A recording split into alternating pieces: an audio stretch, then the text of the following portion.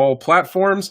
Everybody, welcome. Thank you. I am Ryan Raymond, and I am here live on Libertarian Party Candidates, and I am here with Kevin Kahn of the Ohio 1st District of the Libertarian Party, and he's running for Congress in Ohio's 1st District. And I'm just going to kick it off and let Kevin jump in here and tell us what he is running for and why he is running. So, Kevin, all right, hey Brian, thank you for inviting me on the show and having me be the inaugural guest, and let's have a good chat about this. So yes, I'm running in the 1st District of Ohio. I'm running against it's a three-way race right now. The incumbent has been there for 24 years. His name is Steve Chapman. You hear of him because he really hasn't done anything there. And there's a Democrat named Kate Schroeder, and she is a Democratic Party machine candidate, worked at the Clinton Foundation, and it's very evident if you go to her campaign page. There's really no policy there. It's kind of like whatever the Democrats are doing, that's where I am. But I got involved, I think like a lot of libertarians might have, with a personal experience with the federal government that left a really bad taste in my mouth. And I've leaned libertarian. I voted for Gary Johnson. I've gone to local meetings every now and then. My work has me traveling a lot. COVID's actually been a blessing for the campaign because I wasn't allowed to go anywhere and was stuck in my district. But I traveled a lot. I wasn't politically active. I'm married to an immigrant, and every summer, she's from Mongolia. Every summer we go back there. It's a beautiful place to be. And I have a son and a daughter. My daughter was born there. And last summer, when we were coming back, we flew through, I believe it was San Francisco. And my daughter, having been born in Mongolia, is a dual citizen.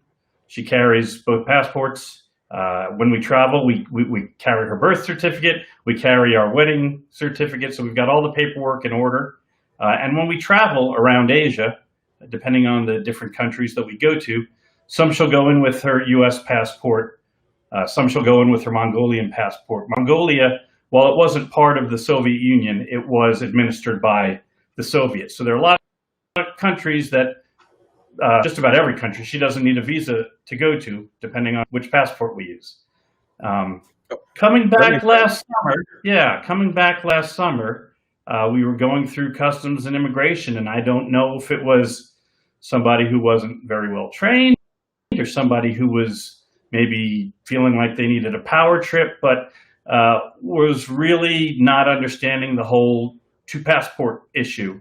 And after 24 hours of travel, when all your paperwork is in order, basically you just want a welcome back, Kahn family. Do you live in San Francisco? No, I live in Cincinnati. Have a great rest of the trip home. But that's not what happened. And we wound up in secondary security.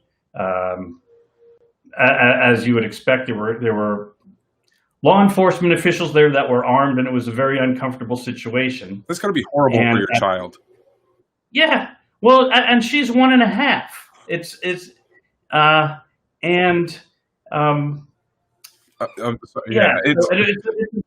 about the same time on the news that we were kind of finishing up with kids in cages on the southern border. And it just kind of clicked with me that these folks think they have the authority to take my child away from me. And how did that happen? So it didn't escalate into anything like that, but I got back home and went to a couple more Libertarian Party meetings, and I got in contact with LPO, the Libertarian Party of Ohio, and let them know. I said, this is a cycle. I'm ready to do something. Please, let me know where I can help out. And about a month later, I heard back, and I got the question, how do you like to run against Steve Chapman for Congress? That's awesome. And we talked about it, and I got to learn a little bit more about the issues with ballot access. In Ohio, we do our party registration by the primary ballot. Whichever primary ballot you pull is the party that you register for. And if there's no Libertarian running in the district, then the people in that district can't register as Libertarian.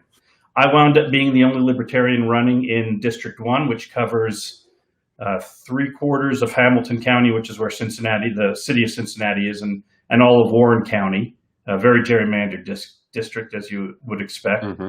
But it's been great. It's been I guess I registered in the middle of December, so it's been 8 months, and it's been a fantastic 8 months.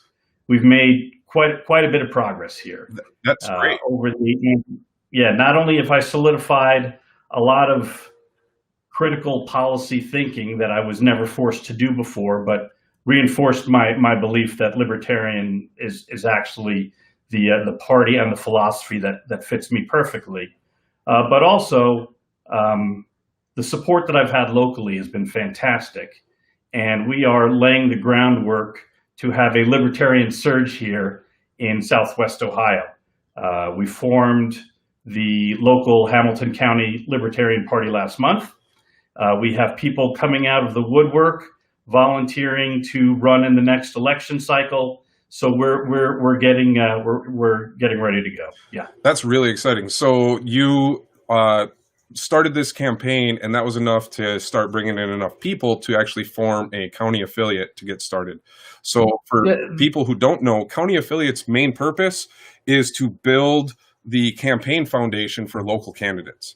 So that is the purpose of a local affiliate. And if you should be involved in your local affiliate, whatever the closest organization. That's a good point. And what we learned in the primary, and I ran unopposed in the Libertarian primary, but in this district, we had several hundred people pull Libertarian ballots who didn't have that opportunity for, I think, 8 years. Oh, wow. So it identified a lot of local support. And then, we talk about the duopoly and the power that they have, but we also recognize that they are continually shooting themselves in the foot.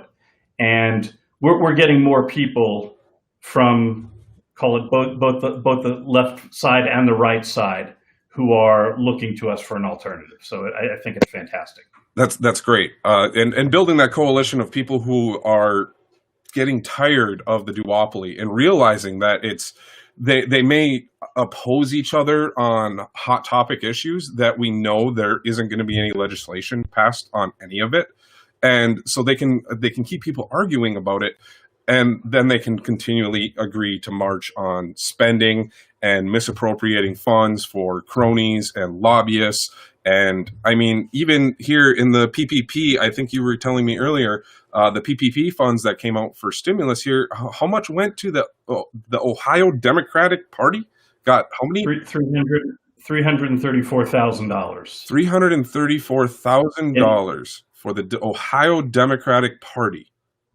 Yep. And they said that's what we needed to keep our staffers employed and on a medical benefit plan. And we have one of our fantastic ladies of liberty in my district. If anybody knows Michelle McCutcheon, she helps out a lot. She's actually now working for the Libertarian Party in the membership area. But she sent them a note and said, what was this for? And they said, yeah, this was for exactly what it was allocated for, which was to keep people working on. And I jumped on the Center for Responsible Politics website, which goes under opensecrets.org, and looked up Ohio Democratic Party, and their PAC has spent $4 million during the first 5 months of this year. They've got several $100,000 in the bank, and they're taking taxpayer money to fund their according to them, fund their payroll. It's your opponent has $800,000 cash on hand. Looking at the state, and the Democratic opponent has $100,000 cash on hand. So did the party need this money to pay for ads, or did they need it to pay for staff? When I have to pay for it? When I looked at the spend on the $4 million, at least $250,000 was for consultants. So it's they have two separate bank accounts, but in reality, they're taking taxpayer money to free up the other bank account so they can spend it on their campaigning. That's right. It's really unethical. It's just straight up theft. It's just Yeah. straight up theft, and then suppression of other voices because they use that money to keep you off the ballot or other opponents off the ballot. And as you said, if there isn't someone running on the ticket, people in the Libertarian Party can't even declare themselves libertarians, and then you end up not being able to be on the ballot because you're not a party, and it's just a self-defeating cycle that is set up to affect people.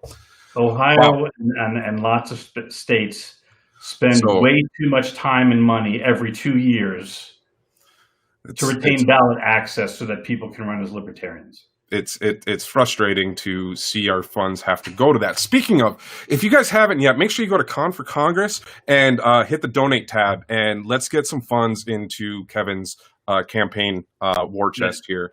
I mean, he is competing against companies that, if you look it up, they're donating $20,000-$30,000 at a time to these campaigns that he's fighting against. And none of them are local money. It's all outside interests that are just like getting a guy in there to keep a rubber stamp on whatever the Republicans say they have to do. And the Democrats are trying to put someone in there that's going to do the same thing. I think the two biggest donors on the Republican side, I think, is the Flip the House PAC. I think has given something like $800,000 into this race.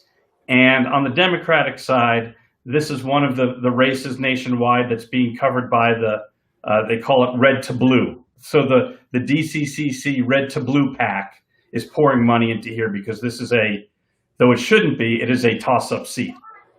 The way that this district is gerrymandered, it is solidly Republican. It should be 60-40.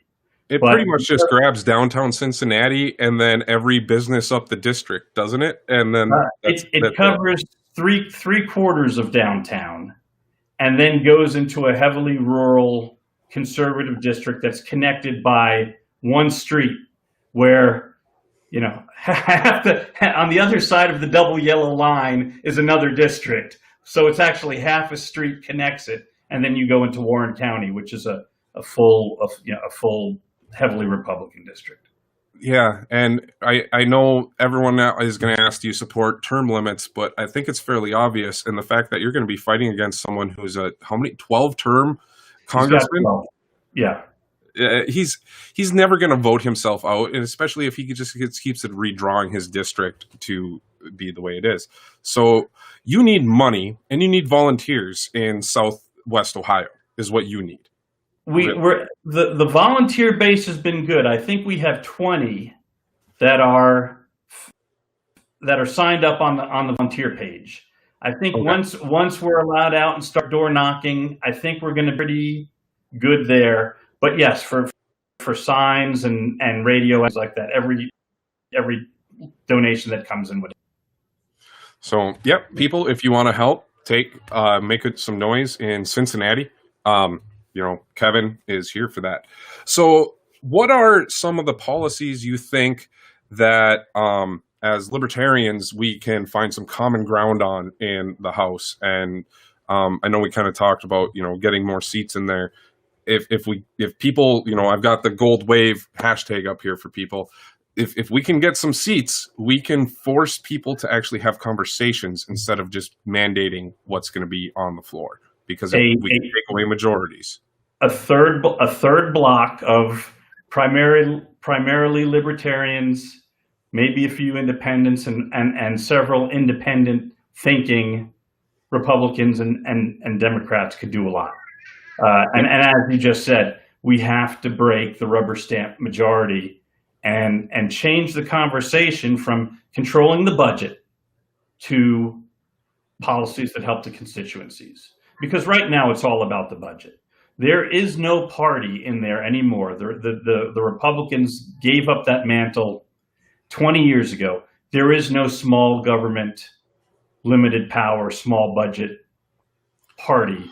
It's the two wings of the authoritarian party is the way I look at it. They've become their own party that, just like any other party, you have your left and right viewpoints on it, just like we do in the Libertarian Party, but they have become the authoritarian party. They will constantly march towards authoritarianism, is what I see, at least myself. Yeah, and I've been, I follow Congressman Justin Amash on Twitter, and he's been very prescient. I mean, there is a lot of energy in the streets right now on criminal justice reform. Ending qualified immunity is something that I've been covering in my campaign for months before the recent wave of horrific incidents that kind of focused on why we need to end qualified immunity. And he called it a month ago. He said, this bill, the bills that are going to be introduced by the Republicans in the Senate and the Democrats in the House are just going to go so big that they're going to die of inaction. And that's where we are. They both have their bills. The Senate one's not moving to the House. The House one's not moving to the Senate. And they're just going to let this die through Election Day. But this is an issue that there is energy in the streets. And I think it's something that libertarians, I don't want to say take advantage of, but it's something that naturally fits in our campaign platform. And we have natural allies who aren't libertarians, who might look as people who would support us. We talked a lot about, we've got 30% or 35% who vote Republican and 35% who vote Democrat and 30% who sit on the couch, and we get our 5%. But I think we have a chance to motivate that 30% that's on the couch to give them an answer of somebody they want to get energetic about and get to the polls and work in campaigns. I agree, and it's top down. We have a lot of Jorgensen supporters that follow my page here, and I thank all of you guys for it. But we can't forget the down ticket candidates. The ability of a Jorgensen presidency becomes so much stronger if there is even a small faction of liberty-minded individuals that are willing to work with her and reach across the aisles to both parties and build tripartisan support. It's something we need across this whole country right now. So some of the other things we talked about, some of the things we can find some common ground on with the ending qualified immunity. That's something that we've been pushing forever. I guess one thing that a lot of people get worried about, and can you put their mind at ease? If we elect a bunch of libertarians, are we immediately turning off the government, or what sort of steps do you think we would have to take towards our libertarian goals? Because obviously we're not going to be able to walk in on day one and IRS is gone. There's going to have to be steps to that. So where do you see that would go for you? Well, just recently with Dr. Jorgensen's tweet about BLM. There was a little bit of an uproar and what does she mean? And I try to explain it that from a libertarian perspective, if you want to be actively anti-racist, that doesn't mean that we're going to be passing anti-racist laws, adding more administration to the government. We're going to find what's going on in government that's keeping the racism in the system and getting rid of that. And something that we've talked about for a long, long time that I think we can gain support with, ending the war on drugs. That is something that is codified in law, that if we can remove some of those laws, decriminalize it, legalize it, there are lots of ways we can get at it. We can get at the issue of racism applied in the criminal justice system and stick to our libertarian values of shrinking government. That's right. And for a lot of people who may feel that we need the government to protect us, as libertarians, we don't believe that we should be forced anyone to fulfill our rights. Everyone has their rights, but the government in itself, in its actions, should never discriminate on any basis, period. So if we can remove, as you've said, removing those systemic barriers that prevent people from moving up, mandatory minimum sentencing for crack being different than cocaine, the communities that use them, is that targeted? I think so, in my opinion. I think so too. And I think we can find tons of examples where people make bad judgments, but does no harm to anybody else. And some of it is criminal and some of it is not. Why is ingesting drugs criminal but skydiving not, scuba diving not. It is a choice you make. Now, I think that as we end the war on drugs, I think we have to move that whole drug issue from the criminal justice system to the commercial and health systems, where we have legal distribution of drugs. We also have maybe nearby the option of, okay, the left door is where you go get your fix, and the right door is the rehab or the counseling that is very nearby. And when I hear the slogan, let's say, defund the police, it could mean a lot of things. But one of the things it means to me is, let's not have them policing things that shouldn't be in the criminal justice system, and right size them. And I think that this issue, that the war on drugs, combined with how it will affect racism, is a perfect example. I think I heard you state in an interview somewhere else, talking about basically, you're a businessman. You look at opportunities to synergize and look for efficiencies. Looking at the federal government, I think one of the things you mentioned one time was, we have one department that's in charge of food benefits, and then another department that's in charge of health benefits, and this one, and the goal of them is to help people, but they're all doing it their own different ways and as ways to shrink governments. Could you elaborate on that a little bit? Sure. There was. Well, let me grab. This is a fantastic book that I would recommend, and a lot of that thought is in here. The Inclusive Economy. Okay. And the author talks about that. But yeah, we have tons of social service providing bureaucracies in the government that are there to do good things, but necessarily need to take their administrative cut of all the money that passes through it. It's not the most efficient system. Hard to believe. Government not the most efficient system.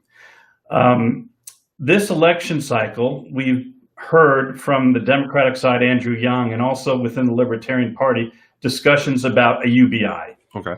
And there's discussion here, is the UBI libertarian? Is it not? Who supported it? I'm not a supporter of UBI, but I can see a means-tested BI be the mechanism for welfare. And you're right, I did talk about, we've got all these agencies, and one looks at food and one looks at housing, and probably more than one looks at food and more than one looks at housing. And then we've got, the school funded food. And why don't we put this all in a basket and figure out what is the basic necessity that people need, the basic income, and get rid of all that administration and base it all on X. How many people do you have in your household? What's the income required in your locality? And base it on that. And I think that we will reduce payments not only by how much is going out, but also the administrative cost. And I can hear but that's socialism comments already in the chat. I can just hear it. I don't see any, good people in there, but I can hear it. But in the sense, what we have right now is already a large government program. If yanking the safety net is never going to be acceptable until we have, the full majority, and we've moved away into a full libertarian society, having no safety nets in there and everyone's got, completely on their own, we're going to have to work with these other parties. But these are steps that we can do that can solve things. Social Security, the Cato 6.2 solution that Jorgensen has promoted. I know you've mentioned that as well. And that was means tested by the Social Security Administration itself. And they said it would make it solved. There's solutions out there that I think we can find. So yeah, and you just mentioned taxes. Taxes is one of them. Yeah, actually, the IRS is one of the agencies that I get rid of pretty quickly. But the government, I'm not full out anarchist yet. I think it's kind of funny. As I get older, I think I'm moving that way. But I think the government needs an income to provide the things that government is supposed to provide. But I'm more of a fair tax, consumption tax kind of person, and that would fit with the basic income. Okay. Taxes wouldn't start until you met that basic income. But after that, it would be a flat consumption tax or VAT, and which is something that you can control. You can control if you want to change your cell phone every 2 years instead of every 4 years, pay double the tax. If you want to buy a $50,000 car instead of a $25,000 car, that's all within your decision-making capability. So I see that more as a voluntary decision rather than a government-mandated, I'm taking this from you because ... Yeah. So I got a question here, a local question actually for you. How do you propose we repair the Brent Spence Bridge in Cincinnati? That is a great question. So I'm actually talking with a few of the local folks here. We would need from Mr. Thomas Massey. I think he is the congressman on the other side of the Brent Spence Bridge. And I believe that a lot of the legality of who's responsible for it is on the Kentucky side. But one of the conversation that we're having is, in our area, we are having major investment from Amazon. They're using the Cincinnati airport, which is located near you in northern Kentucky, and they're bringing thousands of jobs to the area. And we have no problem whatsoever asking corporate sponsors to put their names on our stadiums. Why can't we change the Brent Spence Bridge to the Amazon Bridge and say, for X amount of dollars, you will be branded this bridge, and that money, whatever the commitment is, will go to the repair, maintenance, and ongoing costs to take care of the bridge. Yeah, so they get to slap their logo on it. It's the Amazon Brent Spence Bridge, and or Amazon Pathway or whatever fancy name they want to. I like that idea. I've done a little bit of research on this. The I-75 corridor touches 60% of our nation's GDP. It's critical, and I think it's a great opportunity for branding for someone like Amazon, especially when they get dinged for you don't pay any taxes. Jeff Bezos didn't pay any taxes. Well, here's the way to give back to the community and get your message out. Okay, it's not a football stadium, but a hell of a lot of people go over that bridge every day. Yeah, you got GE's brand new headquarters downtown down there. There's the 3 stadiums are all branded, and those were paid by taxpayer dollars. So yeah, and GE's another. That's another good possibility. I mean, we've got GE aircraft engines right here in Cincinnati, which is one of their largest and most profitable divisions. They might want the opportunity. Who knows? But it's an idea that we can approach and see how that goes. Okay. Another question in here, and I think this is a good one. They asked, why get rid of them versus reform them to smaller organizations, as we were talking about some of the departments. And I think we were kind of saying that along those lines of as many as we could, streamline them to smaller administrations. And not only on the welfare side, and one of the news of the year so far, of course, is COVID, and you can say the same thing about the FDA and the CDC. There's a lot of eliminate the FDA. I view government's role as collect and give us the best information you want us to have, and let us make decisions and let private organizations do the enforcement. I think that we get into a big trouble when government is doing enforcement on not so clear laws, or maybe clear laws, or laws that aren't written well. I think there's a role for organizations like the FDA and the CDC, but they don't have to be standalone. They might be part of a Department of Information that handles stuff. But yes, certainly downsized and without the enforcement ability or requirement. Mm-hmm. Okay. So let's see here.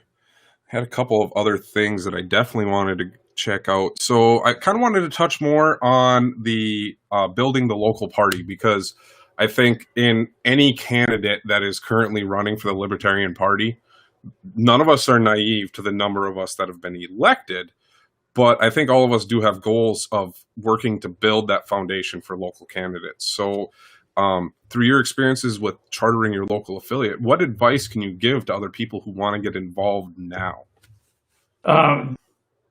First, if you've got a campaign going on, especially a fairly good profile one, keep networking. Before my candidacy, I think that when we met, we would have 3 or 4 people a month kind of sit. We'd have some beers, chat, and all that. And I think after the candidacy started, we started hitting in Ohio, the requirement was 6. And we were hitting that on a regular basis. And once we got past the primary, we were doing 9 or 10 a meeting, and we saw, there are, 100 and some odd libertarians in this county and another 100 and some odd in that county. But we picked Hamilton to start with. Mm-hmm. And we're getting regular people. We're getting a lot of messages of support. The folks up in Columbus at LPO have been great and directed us a lot with basically cookie cutter paperwork saying, here's what a constitution looks like, here's what bylaws look like, amend them as you need to, let us take a look at it to make sure it still fills the charter, and get it into your board of elections, and you'll be good to go. And we talked about how to set up the CENTCOM and an XCOM, and we got it done. And throughout this process, we have found activists. Some of them in Southwest Ohio, we've had one sitting city council member, already changed party affiliation, and is now sitting as a Libertarian Party on their city council. He's rerunning this year, so he's now a candidate too? Next year. He will run as a Libertarian next year. In that same city, we have another hand up saying, I will join him and run as a Libertarian. That's the city of Harrison. In Cincinnati, I've got 2 hands up. We have 2 hands up of saying we want to run as Libertarians for Cincinnati City Council next year. And we might have some existing politicians who might want to run as Libertarians. And we'll see how that goes. It's getting very interesting and exciting. Yeah, I think the area here is open to the idea of liberty. I mean, over here on this other side, we have Massey, who is a Republican, and we can debate his sidesteps there, but at least he is liberty minded. I will give him that. Yep. And you have Rand Paul. Yeah. So they're not elected libertarians, but if I were to call someone that we probably could have a chance to reach across the aisle to, there's allies there. And I think the area here is right to more and more liberty-minded elected officials. Yeah, I reach out to Congressman Massey, not directly yet, but just tag him on Facebook and Twitter every once in a while. And just last week, you may have seen that he sent a message to President Trump, along with a few other congressmen, and Senator Paul jumped in, saying, it's time to bring the troops home from Afghanistan and Iraq. Now, they sent that message. They better, because we're the only ones presenting that message this election cycle. Yeah. Otherwise, so when they see that, I'll retweet it and send my comments and say, I'm in a Republican district, and our guy's voting against that proposal. Year after year, they're voting to fund the continuation and the reauthorization of keeping troops in both of those war zones. And this is an issue that I'm spending time on, and I will freely admit that I didn't know the extent of what was going on with our veterans and veteran suicides in the USA until I went down to the Kentucky convention, because our Ohio convention, which everybody is welcome to attend, we are going to have vice presidential candidate Spike Cohn and newly elected Chairman Joe Bishop Henchman on the agenda, and we'll see what happens tomorrow. But we may have Vice Chairman Ken Molman speaking, because all three of those are already set. But I went down to Kentucky because you had your convention before the primary election, and I wanted to hear people speak. And that's the first time that I met and had really heard Adam Kokesh speak. And that is one of his signature issues. And when I heard the passion and what was going on, I did some more digging and research. And it's a travesty, that we've been there for 20 years. We captured Saddam Hussein in 2003, and he was executed in 2006. We assassinated Osama bin Laden in 2011. That's a decade ago. It's not, 9-10 years ago, and we're still there. And one of the things that I did before I became a political activist, I had mentioned that I travel a lot. I have an older child who he'll be a senior in high school. He's turning 18 next month, and he is an avid hockey player. And I have coached him along from when he was 6 until when he went on to his high school team. So I coached for 7 or 8 years in both Cincinnati and Dayton. So I have hundreds of kids who are 17, 18, and 19 that I am friendly with and close with from my coaching days. And I think if any one of them, including my own son, came to me and said, "Coach or Dad, I'm feeling very patriotic, and I want to spend 2 years in the military before I go off to college or go off to work or whatever their goal in life, that their dream is. What would I have to do in those 2 years in a deployment to make it successful? And other than don't get killed and come home 100% intact, I don't have an answer for that. I don't know what we need to accomplish to say we're done. I think we're done. I'm happy that Mr. Massey, Congressman Massey, now, conservative Republicans who signed on to this, and Senator Paul, letting President Trump know we're done. And that's common ground that we can find with some of the Republicans and some of the Democrats. Tulsi Gabbard, we can find that common ground. And if we can get enough of that block with elected libertarians and reaching out, maybe we can help it happen. Make it happen. Yeah, absolutely. Absolutely. I was, 2001, 9th grade when, everything happened. The 9/11 towers fell.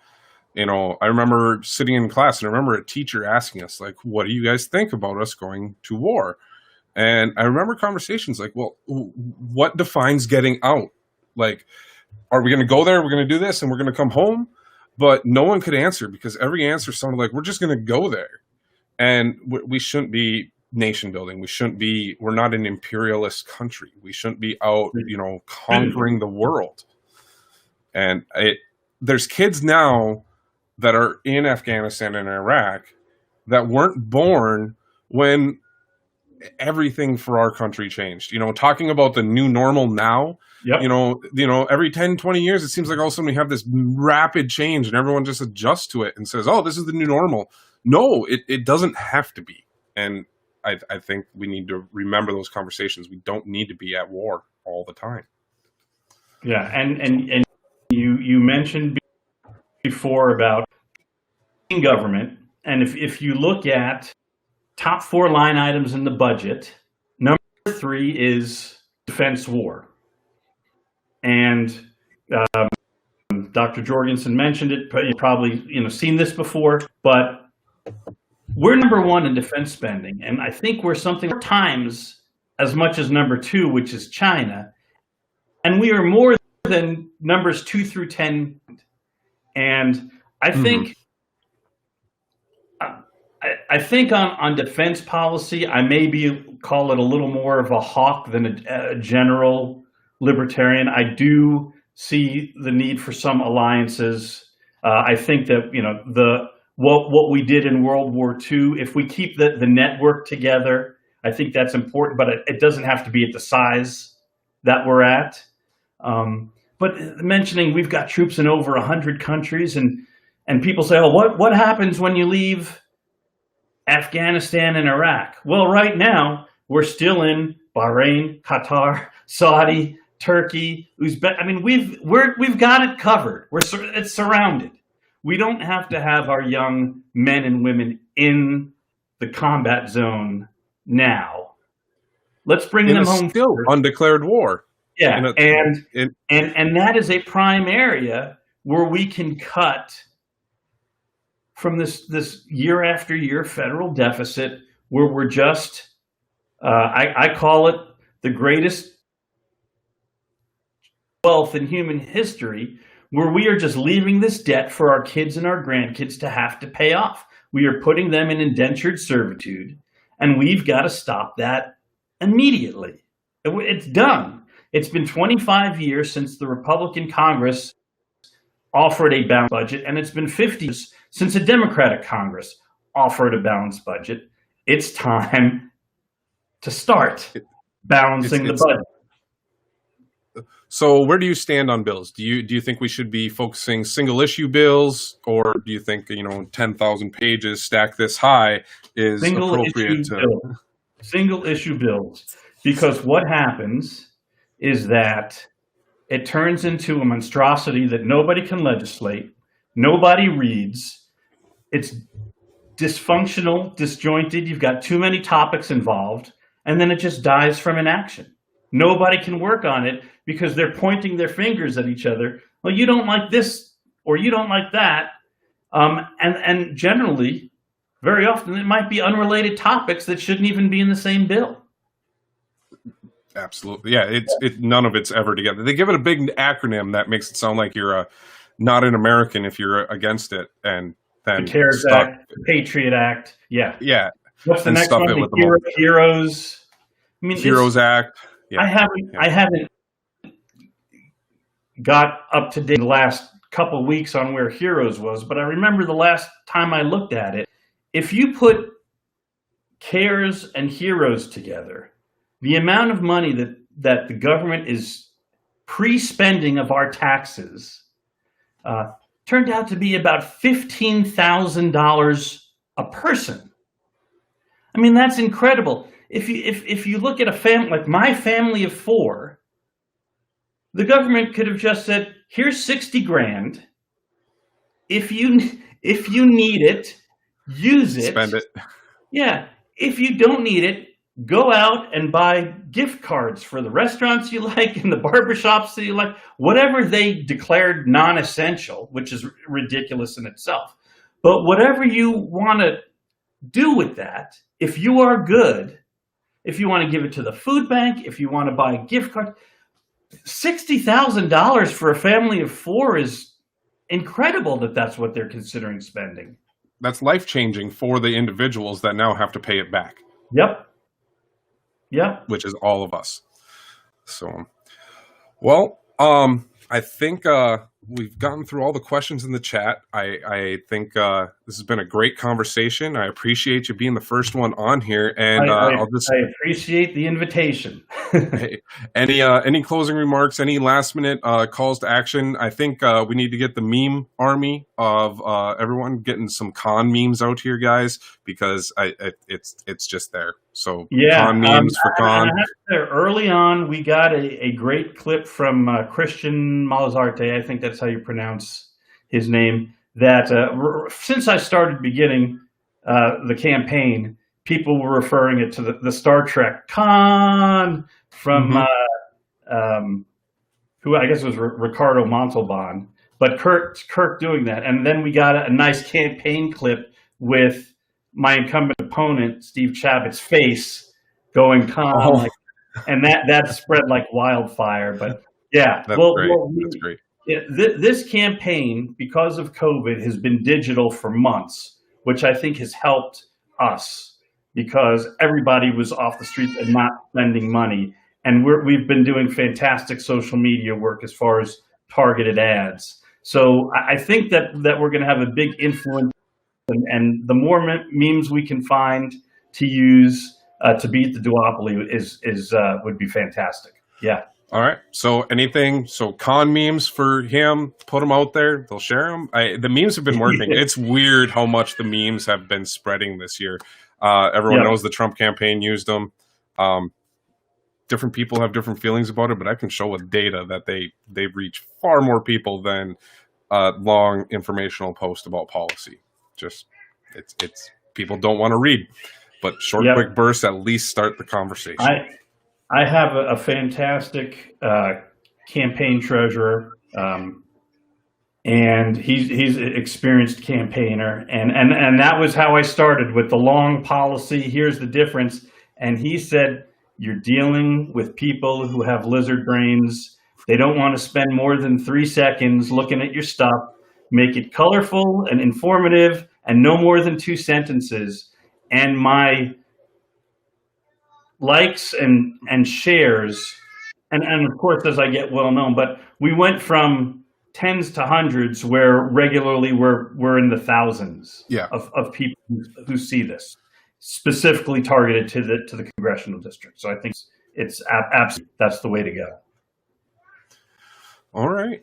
Well, I appreciate you being here. Thank you once again, everyone. Kahnforcongress.com. Get in there, hit that donate button, send some money over that way, volunteer, get involved with the campaign, get involved with your local Libertarian Party, and let's have a gold wave in 2020. Yeah. Thank you, guys.